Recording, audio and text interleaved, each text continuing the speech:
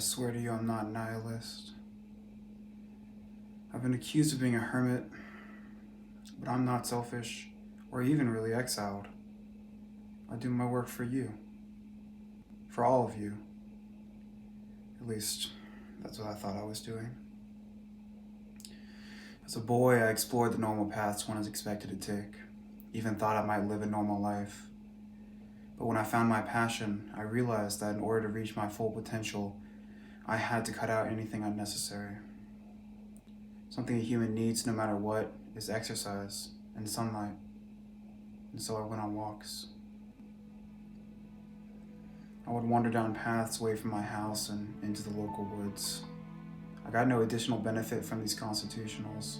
I just believed them necessary. It was on one of these walks that I first began to feel its resonance. It was by a creek. I'd walked by this creek before, but something possessed me to wander farther down into that day. It was a horrible feeling inside me. But no, that would be too simple to say. It was like a fire. You put your hand out and it hurts. Well, it burns, except you're not really burning. It just feels. Maybe that's what causes the moth to be drawn to it. A lifetime of nothing, and then you finally feel the flame. Before you were born, there's nothing. But after you were born, there's nothing too. That also isn't true. I wasn't drawn to it. I was surrounded. I was cornered.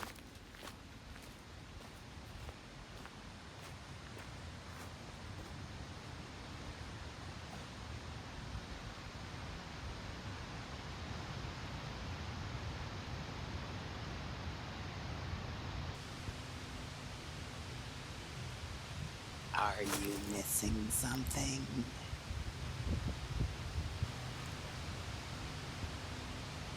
If you help me, I will help you. What is this? I don't need help. Well, then you can still help me. You see, I am misunderstood. What is this, a gag? Some weird fucking joke?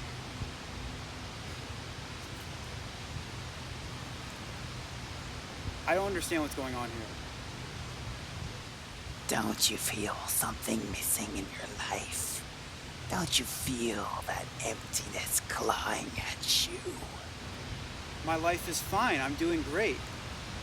I don't know what's going on here, whatever this is. And yet, you still wander down to me. No, I had no idea what was down here. But you did. You felt me, and you followed my calling. If you were satisfied, we never would have met. Listen, I have no idea what's going on here, but it's starting to freak me out. I must be having a hallucination or something. That's right. You don't know what's going on. Listen to the uncertainty in your voice. Your defensiveness is fear. Why do you have such arrogance to think that you understand everything in this world? But you'll be back. Because in order to understand anything that's happening to you, you'll need me.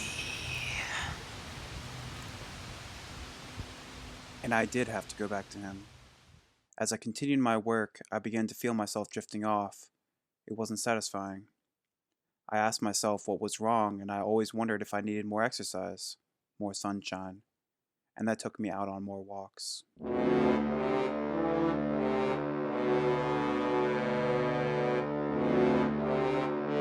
It became compulsion.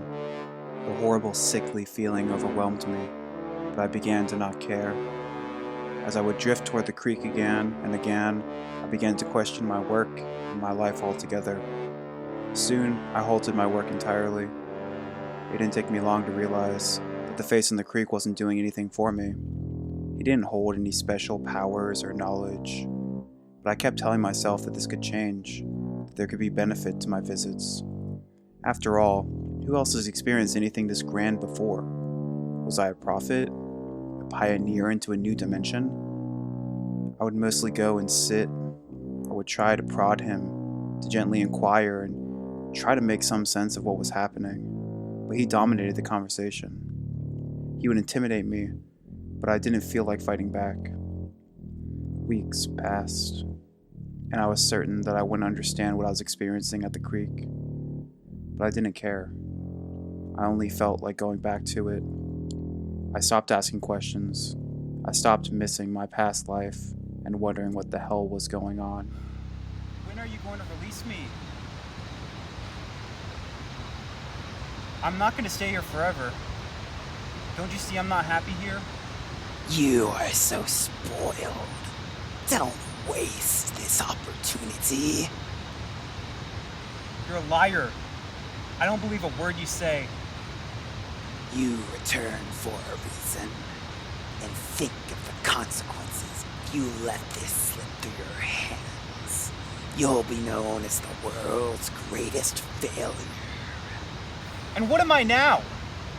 You are somebody important. You are doing exactly what you're supposed to be doing. What you need to do.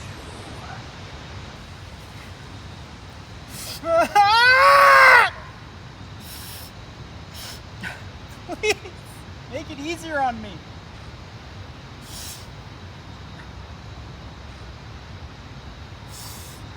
Fine.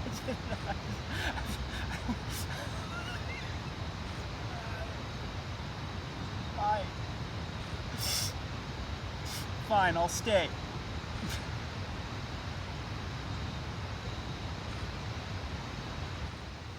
I began to do nothing but just go back to the creek. I still ate. It seemed to be the only thing I wanted to do when I wasn't there. I tried to downplay what was happening, to cope. I called it visits to the creek. They were just visits. They weren't harmful. I ended up selling everything I owned. I came close to selling the house I had inherited too. But I was ashamed around people.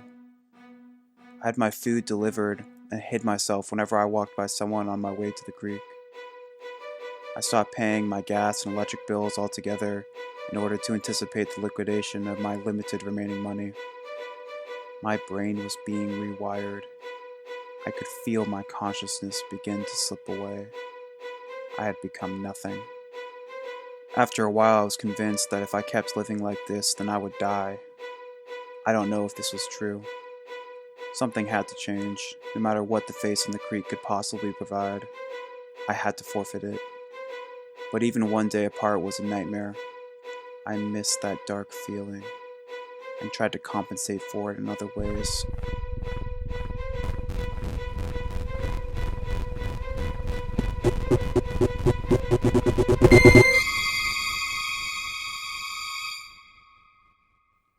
I knew I had to stop. Some days it felt easy and I felt mentally strong, but there were days when I would break and go back, and I would sob tears of relief. But the shame continued to plague me.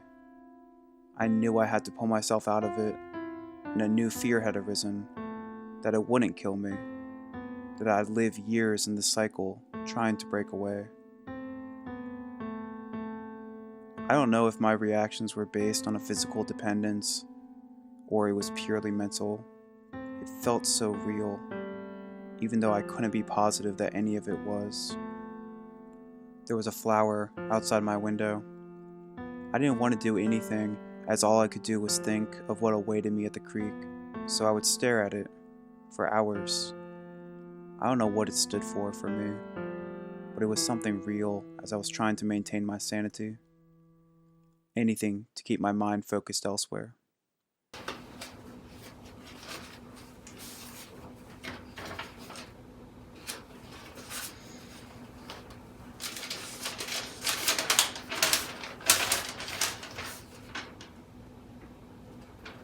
I've always admired your work, and I can't wait to see what you do next. If you are available, I'd love to meet up sometime. We could go over some ideas together. I had never asked for any of this. I had had my life in order and knew exactly what I wanted, and yet I was snuck up on. I guess sometimes goals can't just be so simplified. It cost me months of my life, all of my things, my physical, maybe even mental health. It took me a long time after to not hate myself for letting myself be so distracted. But even though my work had been completely halted, I realized that my obsession with my work was my first issue. I should not have been working merely to satisfy myself. Despite The Bastard in the River, I've come to value alongside my goals the mutual respect between myself and someone similar to myself, as well as to learn to respect not just what I was doing, but who I am.